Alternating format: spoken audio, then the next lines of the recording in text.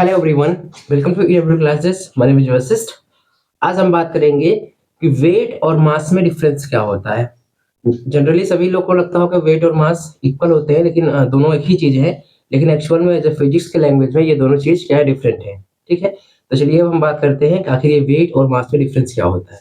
ठीक है तो देखिए, मास और वेट में डिफरेंस हमको बताना है। देखिए क्या लिखा है, mass is a scalar quantity. Mass माने कैसी क्वांटिटी है? स्केलर क्वांटिटी है। लेकिन जो वेट हमारा है वेक्टर क्वांटिटी है। कैसी क्वांटिटी है? वेक्टर क्वांटिटी है। अगर दोनों सेम होता, समझ रहे हैं, अगर दोनों सेम होता तो क्यों ये स्केलर होता और क्यों ये वेक्टर होता? समझ रहे हैं? इसका मतलब दोनों क्या है, डिफरेंट है। मास अलग है और वेट हमारा अलग है। ठीक है, इसका मतलब स्केलर वेक्टर क्वांटिटी होने का मतलब कि जो वेट हमारा वो डायरेक्शन पे डिपेंड करता है।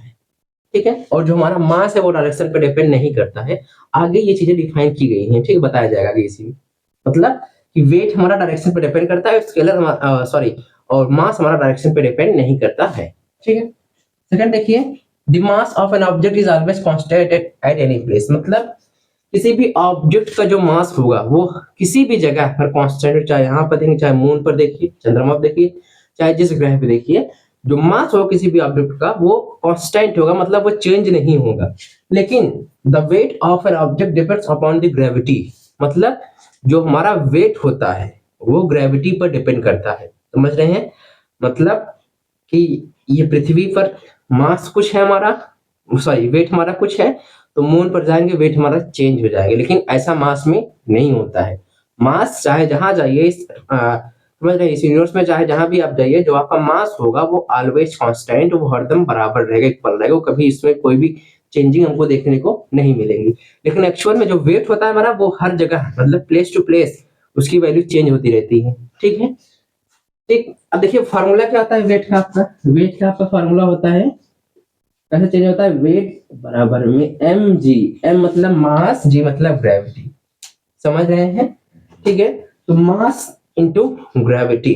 ग्रेविटी मतलब जो स्मॉल जी, ग्रेविटी 9.8 इंटू 10 के पावर 9.8 मीटर पर सेकंड स्क्वायर यूनिट होती है ना ग्रेविटी की। ठीक है, तो जो वेट होता है हमारा वो ग्रेविटी पे डिपेंड करता है। मतलब प्लेस टू प्लेस वेट की वैल्यू चेंज होती रहती है।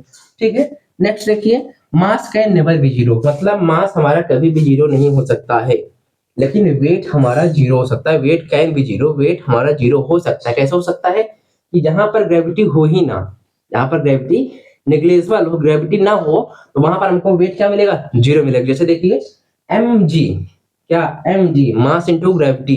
अगर ग्रेविटी की वैल्यू हमको जीरो मिल गई, जैसे हमको मान लीजिए जी की वैल्यू जहां पर ग्रेविटी ना हो वहां जीरो मिले हमको, तो एम इंटू जीरो बराबर में जीरो। समझ रहे हैं? मतलब वेट हमको जीरो मिल सकता है, ठीक है, जहां पर ग्रेविटी जीरो हो। ठीक है, नेक्स्ट देखिए, mass is usually measured in gram और केजी। मास को हम मेजर करते हैं ग्राम में या फिर केजी में। समझ रहे हैं? मास मतलब यूनिट समझ सकते हैं, मास को हम मेजर करते हैं ग्राम में या फिर केजी में। लेकिन वेट को हम मेजर करते हैं न्यूटन में। न्यूटन क्या है? एक फोर्स की यूनिट है। समझ रहे हैं? न्यूटन क्या हमारी एक फोर्स की यूनिट है, तो वेट को हम न्यूटन में मेजर करते हैं। ठीक है, मतलब वेट हमारा ऐसा है, एक फोर्स टाइप का है। ठीक है, मतलब वेट हमारा एक फोर्स टाइप का है, इसलिए इसको हम मेजर करेंगे न्यूटन में। नेक्स्ट देखिए, जैसे एग्जांपल आप देख सकते हैं, the mass of book is 0.5 kg। जैसे किसी बुक का जो मास है वो 0.5 kg है। क्या है? 0.5 kg। लेकिन वेट नहीं होता है। ऐसे आप कहते हो ना कि मास और वेट बराबर हैं, दोनों चीजें एक ही हैं। तो चलिए हम यहाँ निकाल देते हैं एक्चुअल में दोनों चीजें एक हैं या नहीं है। तो आपको यहाँ से मास जो मिला इस बुक का m बराबर में 0.5 kg। अगर वेट भी हमारा सेम आ गया तो जो आप कहते हो कि मास और वेट एक ही है, तो सेटिस्फाई हो जाएगा कि हाँ एक्चुअल में मास और वेट एक ही है। लेकिन अगर चेंज आ गया इसका मतलब मास अलग है और वेट हमारा अलग है। ठीक है, तो आप देखिए वेट का फॉर्मूला क्या है, मास इंटू ग्रेविटी। मास की वैल्यू क्या है? 0.5। ग्रेविटी की वैल्यू क्या होती है? जी की वैल्यू होती है, जी हमसे बनता नहीं है, जी की वैल्यू होती है 9.8 मीटर पर सेकेंड स्क्वायर। ठीक है, जी को ही बोलते हैं acceleration due to gravity. Acceleration due to gravity, इसकी वैल्यू 9.8। आप मल्टीप्लाई करेंगे आपको मिलेगा 4.9 और यूनिट क्या होती है न्यूटन।